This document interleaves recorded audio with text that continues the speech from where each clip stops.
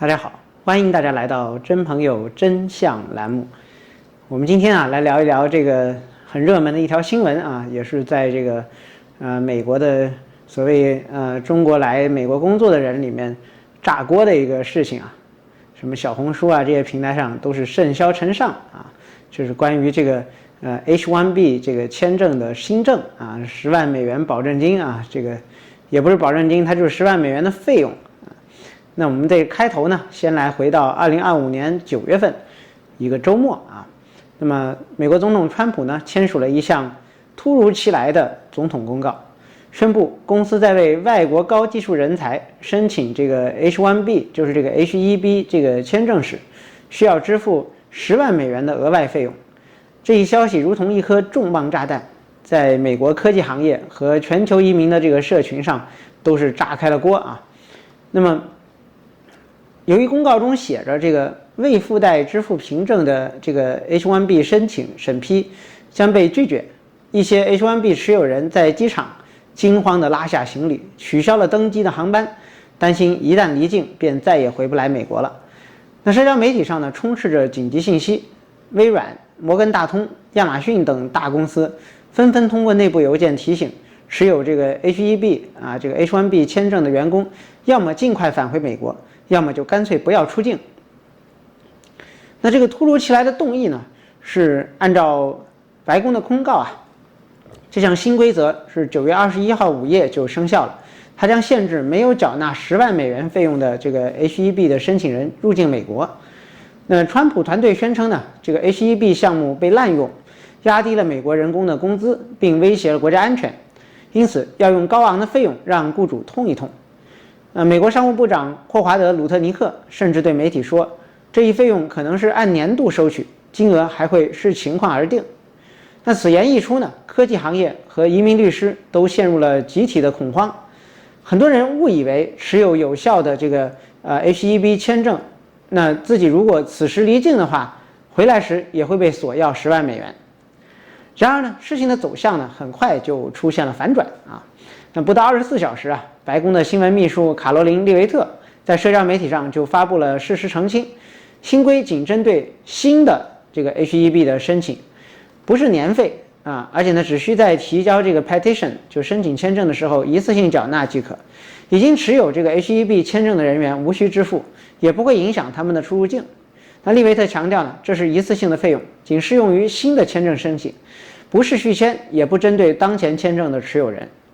那这一澄清呢，让不少人已经坐上这个飞机这个已经坐了飞机的这个 H1B 这些持有人就松了口气，但是呢，也揭示出了信息传递的混乱。那为了了解这个事情和准确的评价它，我们应该要了解一下这个H1B 这个签证的前世今生那么要理解为什么川普宣布这种非常看起来很极端的措施我们回顾一下这个 H1B 的历史。美国允许临时引进高技能劳工的概念呢，可以追溯到1952年的移民法与国籍法。那么真正让这个技术移民成规模的呢，则是1990年的这个移民法改革。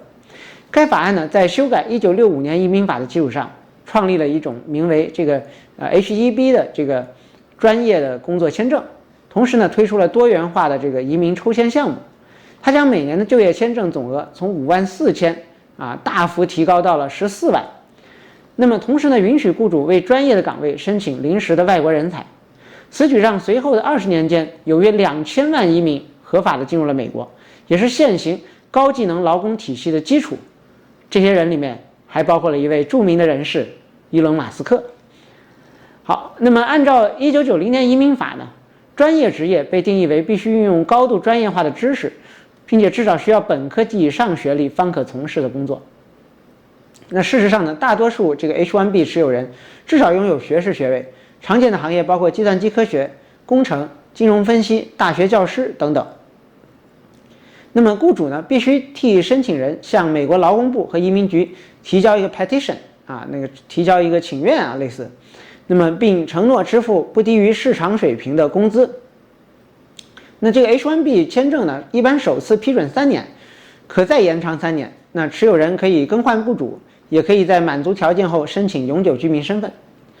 这个 H1B 的每年呢，它的名额是有限制的起初是65000个，但在1998年和2000年曾经短暂提升至这个115000和195000个，以满足 IT 行业的人才荒的这个呼声。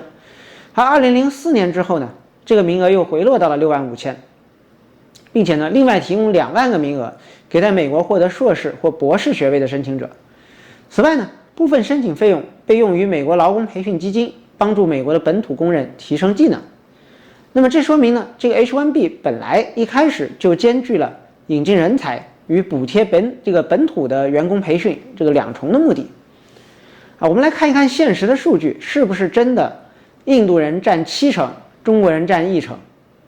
那根据美国国土安全部的数据啊，这个 H1B 的持有人的主要来源国长期集中于印度和中国。皮尤研究中心的数据显示，2023财年获批的这个 H1B 劳工中，约73%出生地是印度，12%出生地是中国，其他国家各自不超过2%。与此同时呢，约65%的这个 H1B 签证发给了计算机相关的岗位，大量来自亚洲的高技术人才涌入美国科技企业，这既填补了人才缺口，也引发了压低工资、取代本土员工等争议。正因此 H1B 经常成为美国政治辩论的焦点。而美国劳工市场对于 H1B 的依赖尤其显著。白宫指出IT 行业使用 H1B 劳工的比例已经从2003财年的32%上升到了近年的65%。一些公司在申请数千名 H1B 工人的同时，又裁掉了大量美国的员工。这一现象触发了美国国内对全球化与就业的焦虑，也为川普政府的政策调整提供了政治动机。应该讲如果说现在这个美国 IT 行业使用65%的这个外籍的这个员工的话，实际上不只是65%，实际上因为这只计算了这个 H1B 就是高级人才的这个比例，它就已经达到了65%。那么这个比例哪怕放在比如说新加坡这样的国家也是非常惊人的，因为新加坡比如说你现在申请，新加坡有一个类似的项目叫 EP， 对吧？那这个高级人才的签证呢，工作签证呢，它也是不允许你这个雇佣超过一半的除了一些特许的企业以外。所以呢，这个65%的比例确实很高。那川普背后的政治算盘是什么呢？在2016年和2024年的选举中，川普的核心承诺之一就是美国优先，强调要保护美国工人免受外来劳动力的竞争。这次公告背后的理由呢，白宫列举了几个重点。第一呢，抑制薪资压低和滥用。那白宫声称呢，某些企业利用 H1B 以较低的薪资雇佣外国劳工，迫使美国人失业或被迫接受更低的工资。而应对科技行业的失业率也是一个理由。那公告提到这个计算机科学与工程专业美国的这个毕业生的失业率已经高达，计算机科学是6.1%，工程专业7.5%，已经是艺术史这种专业的2倍了。好，还有一个就是国家安全考虑白宫在声明中暗示，过度依赖外国技术人才可能成为国家安全隐患这里大家可以参考，已经有过几个这个非常臭名昭著的这个中国人，然后到硅谷工作，然后偷技术的这个案例这个不是所谓的栽赃陷害或者危言耸听其中有一位这个中国的员工他偷窃这个自动驾驶的技术源代码，而这个源代码他直接复制，连文件名都不改那么在这个旧金山机场出境的时候被逮个正着，而且这个随身的 U 盘里面证据非常确凿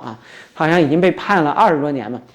所以呢，就是这一类的事件也是目前这个美国政府政策中的一个重要的考量。好，那正是在这种保护本土就业的论调下，川普选择了一个激烈的数字，10万美元，试图让企业重新考虑是否要雇佣外国人，就是这个外国人值不值得这个公司花10万美元的成本。他同时要求劳工部和国土安全部这个国土安全部都要起草新规，要提高这个 H1B 的工资标准，并优先处理高技能、高薪资的申请。那争议与澄清我们来看一下这个政策为什么显得比较混乱。这次公告的措辞最初非常笼统，只要持有 H1B 签证这个 petition 没有附带10万美元的付款，国土安全部便不予批准入境。这个不是一家的解读我已经见到好几个朋友，包括做律师的这个朋友，他们都有了一样的解读，说明这个文本确实是没有说清楚的一开始。那么这样的表述呢，容易让人理解为所有 H1B 的持有人，包括已经获批的人，一旦出境再入境时都必须支付10万美元。那为了避免犯错呢，一些持证人甚至临时退票啊，甚至下飞机啊，下了登上的飞机取消行程。也有公司啊发布了内部邮件啊，网络上已经流传这个微软公司的邮件，建议员工立即返美或者停止出差。那白宫的补救措施呢也来得很快啊。那根据这个发言人利维特随后发布的事实说明说，第一，这不是年费啊，